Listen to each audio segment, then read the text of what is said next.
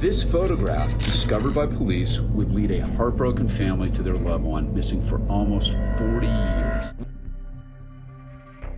Number 10. Leonard Lake's cabin. This photo is quite unassuming at first. It's an aerial shot of a rubble-strewn building with various crew members working amongst the debris.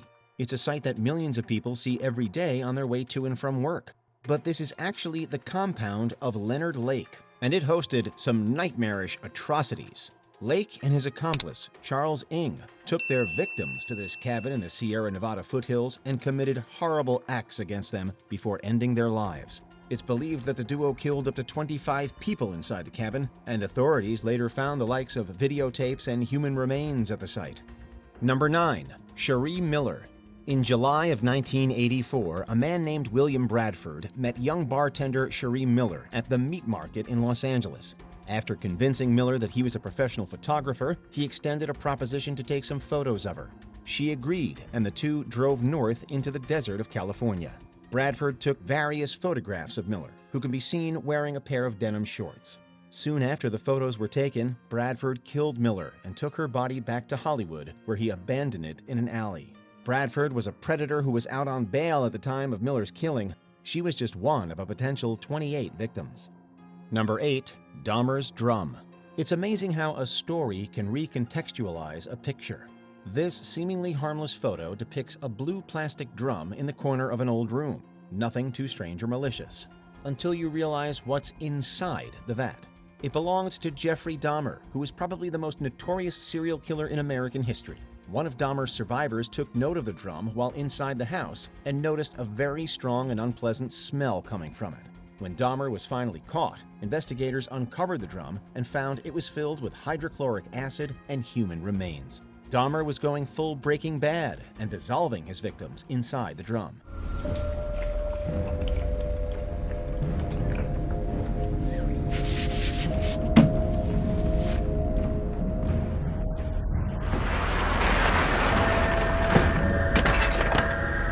Number 7. John Lennon and Mark David Chapman. A very famous photo taken by Paul Goresh shows John Lennon signing an autograph while a man in glasses stands over his left shoulder. Thousands of photos just like this were taken throughout Lennon's career, but this one is steeped in malice. This photo was taken around 5 p.m. on the evening of December 8, 1980. Nearly 6 hours later, Lennon returned home and was shot by the man in the photo. Lennon was shot and killed at about 11 o'clock last night outside his apartment building. The very same man he had given an autograph to earlier in the evening. This, of course, is Mark David Chapman, and he had been planning to kill Lennon for months. While Chapman watched Lennon sign his album, he knew he would kill him just a few hours later. Number 6. Karen Sprinker. Here's 5-year-old Jerome Brudos. He finds this pair of women's shoes. Something had made him pick those up. Throughout the late 1960s, a man named Jerry Brudos killed at least 4 women in Oregon. So he brings home this pair of women's shoes, and he begins to wear them around the house. One of them was an 18-year-old named Karen Sprinker. On March 27, 1969, Brudos was wearing women's clothing and scoured a department store parking lot for victims. He found Sprinker and kidnapped her at gunpoint. She was beautiful. I said I'd take some photos of her. Is that when you invited her in? Brudos then took her to his personal garage and made her put on underwear while he took photos. One of them has been released and shows a calm-looking Sprinker gazing into the lens. Shortly after the photo was taken, Brudos killed Sprinker and put her body into the Willamette River. Number 5. Ted's Tools. Few serial killers are as notorious as Ted Bundy. His name is synonymous with evil, and he may have killed up to 36 women throughout the mid-70s. While detectives tried to track a man who slipped into a sorority house early yesterday and murdered 2 women. The killer struck first at the Chi Omega sorority house. Police say he was armed with a heavy oak log. Bundy was arrested in the early morning of August 16, 1975 by patrolman Bob Hayward, and when Hayward searched Bundy's vehicle, he discovered a treasure trove of suspicious material. Inside the Volkswagen Beetle, and later photographed for the world to see, were the likes of garbage bags, an ice pick, rope, gloves, a ski mask, and more. Unfortunately, there wasn't enough solid evidence to hold Bundy at the time, and he was promptly released from custody. Washington missed you. Utah gave you away. Colorado lost you, I'm gonna fry you. He went on to kill again before he was finally captured for good in February of 1978. Number 4, the Columbine Class Picture. It's pictures like this that prove the volatility of life. You never know the types of people you're literally sitting beside. Parents, hug your kids. Pray that, be happy that you're with them. Kids, grab your friends, hold them tight, and never be mad at people because it could happen in a second that they'll be gone. This photo shows the Columbine High School class of 1999. In the top left corner, some boys can be seen making gun gestures with their hands. 2 of these boys are Eric Harris and Dylan Klebold, who just weeks later would enact the historic Columbine attack. On April 20th, 1999, Harris and Klebold killed 13 at their high school. The perps would also take their own lives, bringing the total body count to 15. Even more were injured, and Columbine became an international talking point. Number 3, Rodney Alcalas photos. A vicious man who killed at least 8. Rodney Alcala is famously known as the dating game killer, as he once appeared on the titular game show. Between takes, he might find him skydiving or motorcycling. Please welcome Rodney Alcala. Rod, welcome. While searching his home and his personal storage locker, investigators found over 1,000 photographs, many of which depicted people in sensual poses.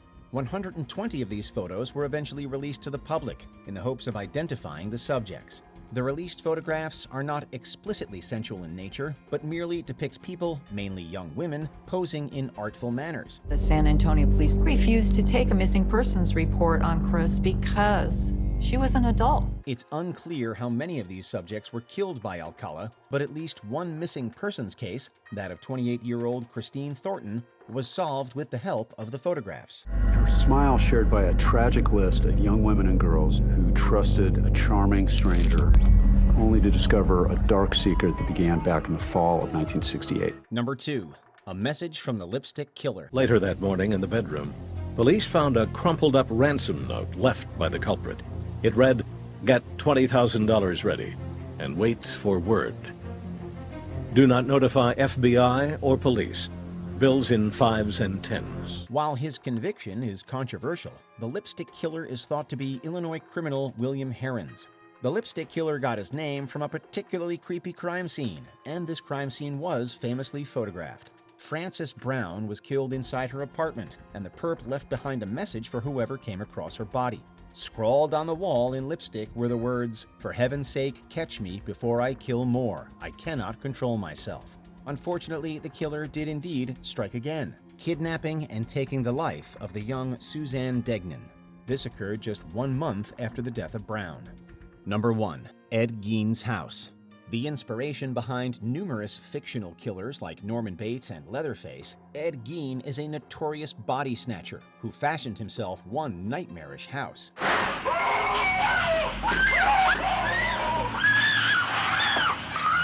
Gein would dig up corpses from graveyards around Plainfield, Wisconsin, and use their bones and skin to make household objects. When authorities searched Gein's house, they found the likes of garbage bins, upholstery, bedposts, bowls, and lampshades, all of which were made from human remains. Many photos were taken of Gein's house, most of which depict a horribly cluttered space filled with trash and furniture. It's eerie to think how much of that stuff was made out of the recently exhumed. Perhaps the scariest picture is that of a chair upholstered with old and leathery-looking skin. Did you enjoy this video? Check out these other clips from WatchMojo, and be sure to subscribe and ring the bell to be notified about our latest videos.